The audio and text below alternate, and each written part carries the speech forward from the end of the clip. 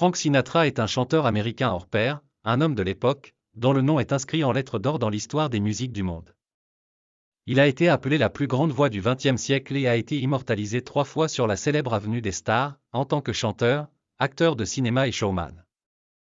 Sinatra avait un attrait sexuel extraordinaire et était considéré comme l'un des hommes à femmes les plus célèbres parmi les pop stars américaines.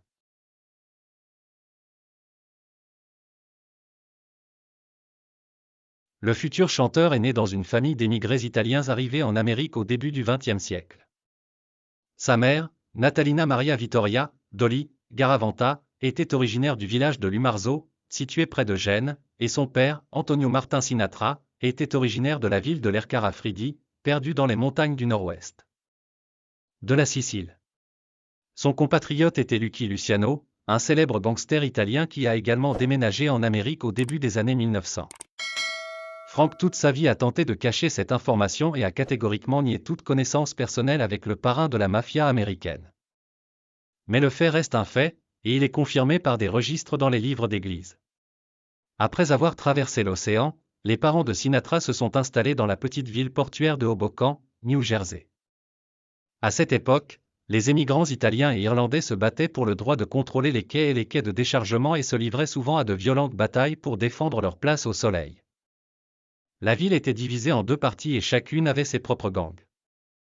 Le père de Frank n'était pas timide et s'est rapidement adapté à des conditions aussi difficiles. Au début, il a travaillé dans le port, puis il a essayé de gagner de l'argent par des combats illégaux dans le ring de boxe, mais après une blessure au poignet, il a été contraint de quitter le sport. Avec l'aide de son épouse, une femme active et influente, Martin obtient un emploi dans le service d'incendie et reçoit même le grade de capitaine sans réussir un seul examen. La mère du garçon travaillait comme sage-femme et était une personne respectée dans la ville. Elle fournissait des services illégaux d'avortement aux femmes de sa région et avait de nombreuses connaissances dans divers cercles. Pendant la Prohibition, elle et son mari ont organisé une taverne où de l'alcool et des cigarettes de contrebande étaient offerts aux visiteurs. Parallèlement, Dolly jouit d'une grande influence dans les cercles locaux du Parti démocrate et y occupe un poste suffisamment élevé pour une immigrée. Elle n'avait tout simplement pas assez de temps pour élever son fils. Le père était également constamment occupé, de sorte que le garçon était sous la garde de ses grands-parents. Ils adoraient leur seul petit-fils, qui a failli mourir pendant l'accouchement. L'enfant était très grand, environ 6 kg. Pour l'aider à naître, les médecins ont été obligés d'utiliser des forceps spéciaux. Il y avait des cicatrices visibles sur la joue et le cou de Frank pour le reste de sa vie, et son tympan était également endommagé, ce qui le rendait malentendant de l'oreille gauche. Mais cela n'a pas empêché le garçon de s'intéresser sérieusement à la musique dès son plus jeune âge. À l'âge de 13 ans, ses parents lui ont acheté un petit ukulélé, environ 19,rue, et le jeune Frank a commencé à se produire d'abord dans leur taverne familiale, puis dans d'autres établissements de Hoboken. Malgré le manque d'éducation musicale et des problèmes de tympan, il capte des airs à l'oreille, sur un coup de tête. L'autodidacte a adopté le style vocal et la manière de jouer de son idole Bing Crosby. À l'âge de 16 ans, Sinatra a été expulsé de l'école pour mauvais résultats et mauvais comportements, mais le gars n'était pas trop contrarié. À cette époque, il avait déjà organisé avec des amis le Quatuor The Hoboken Four, qui devint en 1935 le lauréat du concours pour jeunes talents de la populaire émission de radio Major Bow Amateur Hour. Cela a permis aux jeunes musiciens de faire sa première petite tournée. Les gars ont déménagé de ville en ville, où ils se sont produits dans des bars et des tavernes. Leur voix résonnait à la radio, mais au fond de lui, Frank rêvait d'une carrière solo. Il s'est donc rapidement séparé de l'équipe.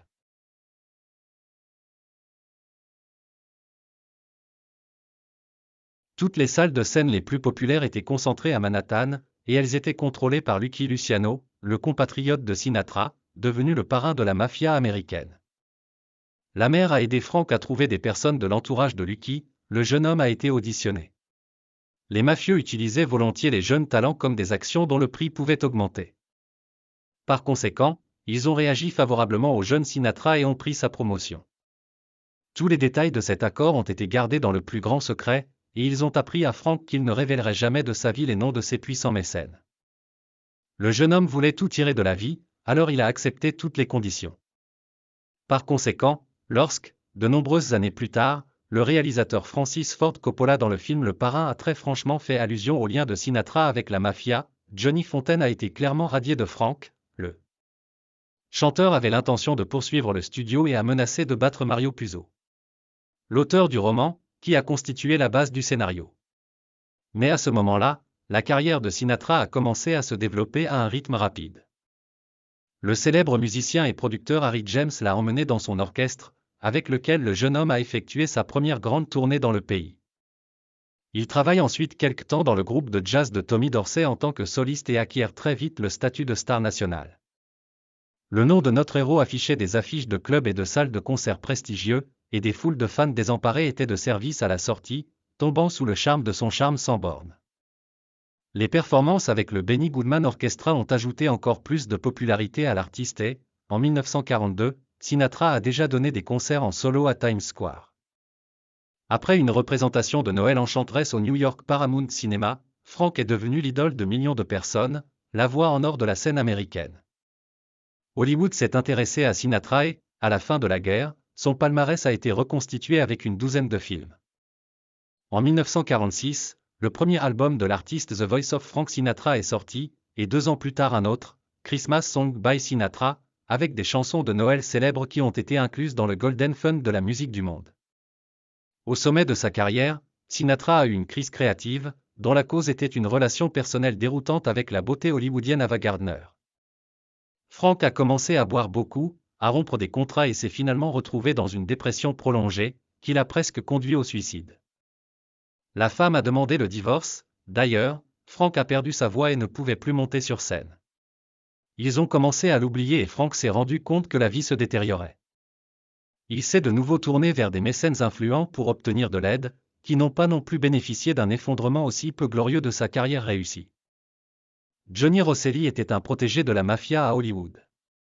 Grâce à son intercession, Sinatra a reçu un rôle dans le film From Here to Eternity, 1953, qui l'a rendu célèbre et populaire. Frank a essayé très fort, réalisant que c'était sa seule chance, et s'est brillamment acquitté de sa tâche. Pour le rôle du soldat Angelo Maggio, il a reçu l'Oscar du meilleur acteur dans un second rôle. Des problèmes avec sa voix se sont également avérés temporaires et il a poursuivi son activité de concert. Les uns après les autres, ces nouveaux albums ont commencé à sortir, qui occupaient traditionnellement les premières lignes des charts américains. La carrière d'animateur de télévision et de radio s'est également développée avec succès, les émissions de divertissement de Sinatra ont rassemblé un public impressionnant et ont connu un grand succès auprès du public. À la fin des années 50, le chanteur a commencé à se produire avec des stars de la pop telles que Sammy Davis, Dean Martin, Joe Bishop et Peter Lawford, et a également collaboré avec les grands groupes de Count Basie, Quincy Jones, Billy May et Nelson Riddle. À Las Vegas, il détenait des parts dans plusieurs casinos et était considéré comme l'une des personnes les plus puissantes et les plus riches d'Amérique. Il n'est pas surprenant que Frank ait été entraîné dans la campagne de John F. Kennedy, qu'il considérait comme un ami. La mafia était également intéressée par la victoire de ce candidat, ne s'attendant même pas à ce que cela donnerait plus tard. Sinatra croyait innocemment que Kennedy pouvait changer l'Amérique et mettre fin à la discrimination raciale à laquelle il s'était toujours opposé. Et il voulait vraiment devenir ambassadeur des États-Unis en Italie et, à ce titre, retourner triomphalement dans son pays natal. Mais les choses ne se sont pas déroulées comme Frank et ses partisans l'avaient espéré. Robert Kennedy, le frère cadet du président, a été nommé procureur général, qui a déclaré une guerre sans concession contre le crime et a commencé à rassembler des dossiers sur Sinatra lui-même afin de le faire condamner pour lien avec la mafia. Après l'inauguration, John F. Kennedy a ignoré l'invitation de Frank et n'est pas venu lui rendre visite, et Sinatra s'est finalement rendu compte qu'il avait simplement été trompé et utilisé. D'une manière incompréhensible, Sinatra a réussi à éviter les représailles de la mafia et les poursuites judiciaires. Il continue tout de même à enregistrer des chansons et à jouer dans des films, et depuis 1965 il se lance dans la réalisation et la production, réalise le film Only the Brave et produit 7 films, dont le très réussi Robin and the Sept Gangsters. Mais peu à peu vint le temps des Beatles et des Rolling Stones, contre lesquels Sinatra et d'autres artistes de sa génération semblaient plutôt dépassés. Le public a exigé de nouvelles idoles et, réalisant cela, en 1971, Frank a annoncé sa retraite de la scène. Après cela, Sinatra a sorti plusieurs autres albums solo, et en 1979, il a interprété la célèbre chanson New York dans un nouvel arrangement, qui à partir de ce moment est devenu le chant de Noël de New York et sonne à Times Square à minuit chaque nouvelle veille de l'année. En 1993, les deux dernières collections de Sinatra Duet et Duet 2 sont sorties, enregistrées avec la participation de Barbra Streisand, Tony Bennett, Julio Iglesias, Charles Aznavour, Liza Minnelli et d'autres stars mondiales. Sinatra est entré en scène pour la dernière fois le 25 février 1995, n'ayant pas réussi à refuser les invités du prestigieux tournoi de golf de Palm Springs.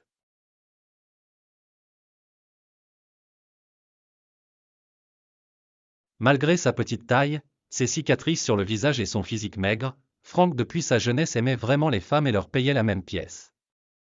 Sa voix veloutée faisait trembler les cœurs de filles, et son tempérament italien passionné ne laissait aucune chance aux belles.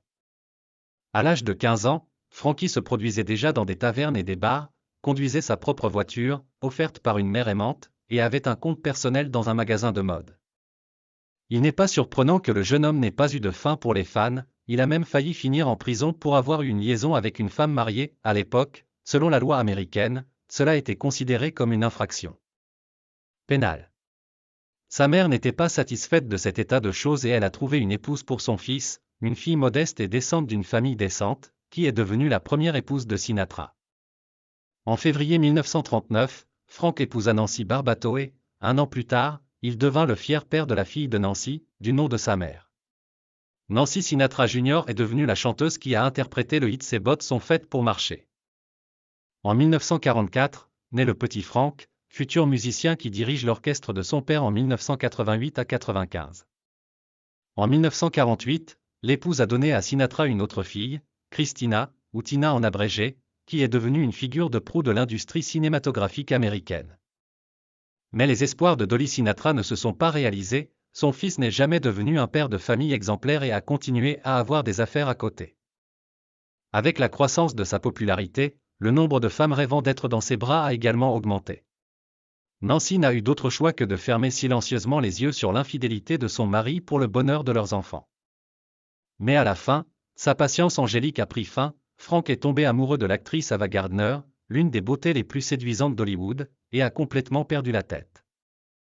Leur romance ressemblait à un océan de passion déchaînée, les amants se sont violemment disputés, se sont réconciliés et, sans hésitation, ont démontré leur relation étroite en public. De nombreuses photos communes du couple star ont commencé à apparaître dans la presse et Nancy, incapable de résister à l'humiliation publique, a demandé le divorce. En 1951, le mariage a été officiellement annulé et Frank a immédiatement épousé Ava. Mais une famille forte et heureuse n'a pas fonctionné à nouveau, les époux se sont disputés, étaient jaloux l'un de l'autre et ont essayé de noyer la souffrance mentale avec de l'alcool. De plus, Frank a soudainement perdu sa voix, ce qui a mis en péril toute sa carrière. Sinatra a bu encore plus, a plongé dans une profonde dépression et était à un pas du suicide. Ava a fait de son mieux pour soutenir son mari pendant cette période difficile, mais lorsque Frank est revenu sur scène, leur relation a de nouveau atteint une impasse. Sinatra a repris ses anciennes habitudes et a commencé à détourner les intrigues. Garner, en représailles, lui a également trouvé un amant et, par conséquent, après 6 ans de mariage, leur mariage s'est rompu. Malgré l'écart, ils ont su se pardonner et sont restés amis jusqu'à la fin de leur vie. Quand Ava est tombée gravement malade, Frank s'est immédiatement précipité vers elle et a payé tous les frais de traitement.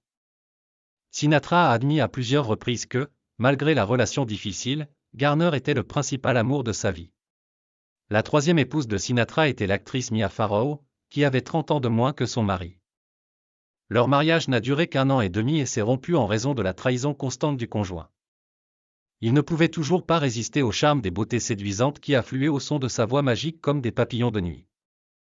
On lui attribue des romans avec Marilyn Monroe, Gina Lollobrigida, Lana Turner, Shirley MacLaine, Jacqueline Bisset ou encore Grace Kelly, la future princesse de Monaco. La dernière fois que Sinatra s'est marié en 1976, son élue était l'ancienne danseuse et mannequin Barbara Marx. C'est dans ce mariage qu'il a trouvé la paix et l'harmonie, la femme supportait facilement toutes ses bizarreries, s'entendait bien avec ses amis, ses proches, ses enfants et ses ex-femmes et semblait absolument satisfaite de la vie. Les mauvaises langues ont dit que Barbara avait enduré tout cela pour l'héritage, mais quoi qu'il en soit, elle a vécu avec Sinatra pendant 22 ans, jusqu'à sa mort.